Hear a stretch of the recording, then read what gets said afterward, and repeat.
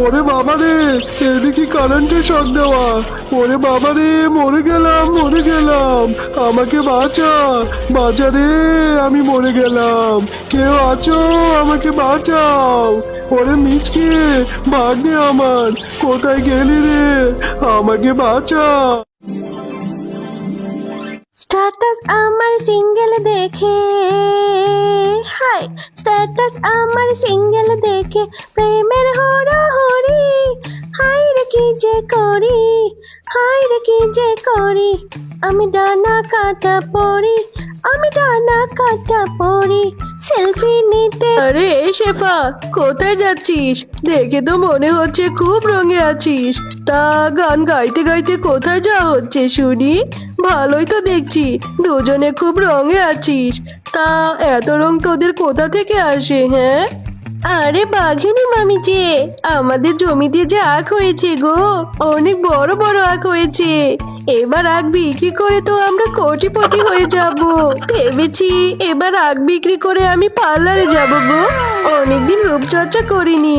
আরে হ্যাঁ, যাচ্ছিস যা, কিন্তু এইভাবে গান গেয়ে গিয়ে অন্যের কান ঝালাপালা কেন করছিস? আমাদের জমিতেও তো আখ ফলিয়েছে, কই তোদের মতো তো এত রং নিয়ে বাহিরে ঘুরি না, আর গান গেয়ে গিয়ে অন্যের কান ঝালাপালাও করি না, যত সব। আচ্ছা বাঘিনী ভাবি, তোমার মনে রং নেই, তুমি গান কি করে বলবে গো? আর তুমি কি আমার মতো এত সুন্দর করে গান বলতে পারো নাকি? তুমি জানো এবার আমি প্রতিযোগিতায় নাম দিয়েছি, তুমি দেখো আমি এবার পুরস্কার নিয়েই আসবো। একদিকে আমরা আখ বিক্রি করে কোটিপতি হব, আরেকদিকে আমি গান গিয়ে বিশ্ব জয় করব। ওগো একটু তাড়াতাড়ি করো না গো, আজ যে অনেক রোদ উঠেছে, আমি যে আর রোদে দাঁড়িয়ে থাকতে পারছি না, আমার ত্বকটা যে পুড়ে যাবে। আবার এই আগগুলো নিয়ে তো তোমাকে বাজারেও যেতে হবে, চলো চলো তাড়াতাড়ি চলো। এরপর মিচকে শিয়াল ও শেফা শিয়ালিনী আগগুলো কেটে নিয়ে বাড়ির দিকে চলে যায়, আর মিচকে শিয়াল আগগুলো কেটে বাজারে রস করে বিক্রি করতে থাকে। আসুন আসুন, রস খেয়ে যান, তরতাজা আখের রস খেয়ে যান। দাদারা দিদিরা, টাটকা আখের রস খেয়ে যান খেয়ে যান, একবার খেলে বারবার খেতে চাইবে। ও মিচকে ভাই, তোমার জমির আখের রস দেখে তো টাটকা মনে হচ্ছে, আর মনে হচ্ছে খুব সুস্বাদু হবে, আমাকে এক গ্লাস দাও তো। মিচকের জমির আখগুলো অনেক মিষ্টি হয়, এভাবে ক্রেতারা মিচকের কাছ থেকে আখের রস খেতে থাকে, আর ওদিকে বাঘ মামা আখ নিয়ে বাজারে দাঁড়িয়েই থাকে, তার কাছ থেকে কেউই আখ কিনে খায় না। এইসব দেখে বাঘ মামা রাগে ক্ষোভে বাড়ি চলে যায়। কি গো, তুমি আজকে তাড়াতাড়ি বাড়িতে চলে এলে, আর তোমার মনটা এমন খারাপ কেন? আজকে কি বেচাকেনা হয়নি নাকি? তোমাকে যে বাজার আনতে বলেছি সেটাও তো আনোনি। হ্যাঁ গিন্নি, আজকে আমার বেচা কেনা হয়নি, আমার মনটা যে আজকে ভীষণ খারাপ। আমার ব্যবসায় লালবাতি ধরিয়ে দিচ্ছে ওই মিচকে, আমার কাছ থেকে আর কেউ আখ কিনে খায় না, সব ক্রেতারা মিচকের কাছ থেকে আখের জুস কিনে খাচ্ছে। হ্যাঁ গো, ওই মিচকে আর শেফা শিয়ালিনীর অনেকবার বেড়েছে, জমিতে দুটো আগ লাগিয়েছে বলে ওদের অহংকারে মাটিতে পা পড়ছে না। আজকে জানো, শেফা আমাকে জানা তাই বলে অপমান করেছে। ও গো, তুমি চিন্তা করো না গো, ওদের যেভাবেই হোক উচিত শিক্ষা দিয়েই ছাড়বো। জমিতে আখ লাগিয়েছিস বলে তোদের খুব বার বেড়েছে তাই না? অহংকারে তোদের মাটিতেই পা পড়ে না, সেই আখই তোদের জমিতে রাখবো না। তোদের আখের জন্য আমাদের আখের ব্যবসায় লালবাতি জ্বলে উঠছে। ওগো, আমার মাথায় একটা বুদ্ধি এসেছে, আমি বলি কি, আজ রাতে ওদের আখ বাগানে গিয়ে সমস্ত আখ চুরি করে নিয়ে আসবো, তারপর দেখবো এত অহংকার ওদের কোথায় থাকে, আর কিভাবে মিচকে বাজারে আখের জুসের ব্যবসা করে। হ্যাঁ গিন্নি, কথাটা তো তুমি মন্দ বলনি, তোমার মাথায় তো অনেক বুদ্ধি। ঠিক আছে গিন্নি, আজ রাতেই চলো মিশনটা শুরু করে দেই। এরপর বাঘ ও বাঘিনী রাতের বেলা চলে যায় মিচকেদের আখের বাগানে আখ চুরি করতে। ওগো চলো চলো, আমার যে খুব ভয় করছে। একেতে অন্ধকার রাত, তার মধ্যে আবার আমরা আখ চুরি করতে এসেছি। আমি তো তখন ঠিকই বললাম, কিন্তু এখন তো আমার খুব ভয় করছে। যদি কেউ দেখে ফেলে তাহলে মান সম্মান তো আর কিছু থাকবে না।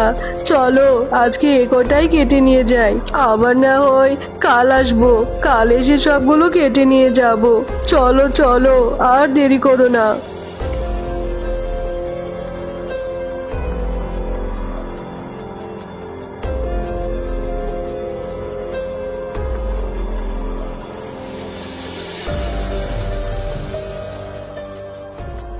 পরের দিন সকালবেলা মিচকে ও শেফা শিয়ালিনী যখন তাদের আখের জমিতে যায়, তখন তারা গিয়ে দেখে কে যেন তাদের আখগুলো কেটে নিয়ে চলে গেছে।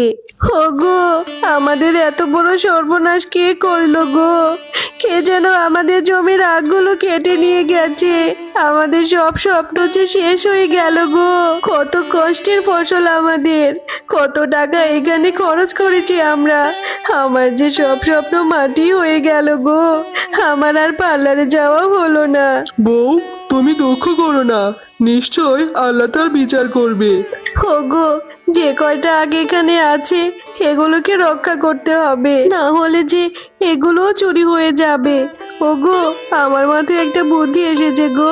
আমি বলি কি, আমাদের বাড়ির যে রান্নাঘরটা আছে ওই রান্নাঘরে আগগুলো রোপণ করে দিই। কিন্তু বউ, যে এখান থেকে আগ চুরি করতে পেরে সে আমাদের বাড়ির রান্নাঘর থেকেও আগ চুরি করতে পারবে।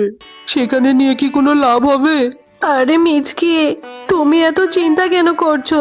আগে বাড়িতে নিয়ে আগগুলো লাগানোর ব্যবস্থা করো, তারপরেরটা পরে দেখা যাবে। এরপর মিচকে আখগুলো কেটে বাড়িতে নিয়ে রান্নাঘরে রোপণ করে দেয়। ওগো, আমার মাথায় একটা বুদ্ধি এসেছে গো। আমরা এই আগগুলোতে ইলেকট্রিক শকের ব্যবস্থা করে রাখি। যেই আমাদের আগগুলো চুরি করতে আসবে, ইলেকট্রিক শক খেলে নিশ্চয়ই ধরা পড়বে। হ্যাঁ শেফা, তোমার মাথায় তো অনেক বুদ্ধি। আমরা এই আখে ইলেকট্রিক শকের ব্যবস্থাই করে রাখবো। গিন্নি, চলো চলো, রাত হয়ে গেছে, আমরা আমাদের মিশনটা শুরু করে দেই। ওগো, আমার যে আর শরীরটা ভালো লাগছে না। তুমি বরং আজকে একাই যাও, সাবধানে যেও গো। দেখো কেউ যেন আবার দেখে না ফেলে। ওরে পাজি মিচকে, তুই তাহলে সব আখ কেটে নিয়ে গেছিস? ঠিক আছে, তুই কেটে নিয়ে কোথায় লুকিয়ে রাখতে পারবি? নিশ্চয়ই তোর বাড়িতেই রেখেছিস। আমি তোর বাড়ি থেকেই সব আখ চুরি করে নিয়ে আসবো। হা হা হা হা হা। ওরে পাজি মিচকে, তুই তাহলে বাড়িতে রান্নাঘরে আখ চাষ করছিস? ঠিক আছে, কোনো ব্যাপার না, আমি এখান থেকে তোর আখ চুরি করে নিয়ে যাব। ওরে বাবা রে, এদিকে কারেন্টের শক দেওয়া। ওরে বাবা রে, মরে গেলাম মরে গেলাম, আমাকে বাঁচা বাঁচা রে, আমি মরে গেলাম। কেউ আছো, আমাকে বাঁচাও। ওরে মিচকে, ভাগ্নে আমার, কোথায় গেলি রে? আমাকে বাঁচা। ওরে বাঘ মামা, তুমি তাহলে আসল চোর? ছি বাঘ মামা ছি, তুমি এই জঘন্য কাজটা করতে পারলে? উচিত শিক্ষা হয়েছে তোমার, এবার তুমি শাস্তি ভোগ করো। তো বন্ধুরা, আমাদের গল্প তোমাদের কেমন লেগেছে? যদি ভালো লেগে থাকে তাহলে লাইক, কমেন্ট আর সাবস্ক্রাইব করে আমাদের পাশেই থেকো। আর হ্যাঁ, বেল আইকন বেলটি অন করতে ভুলো না কিন্তু।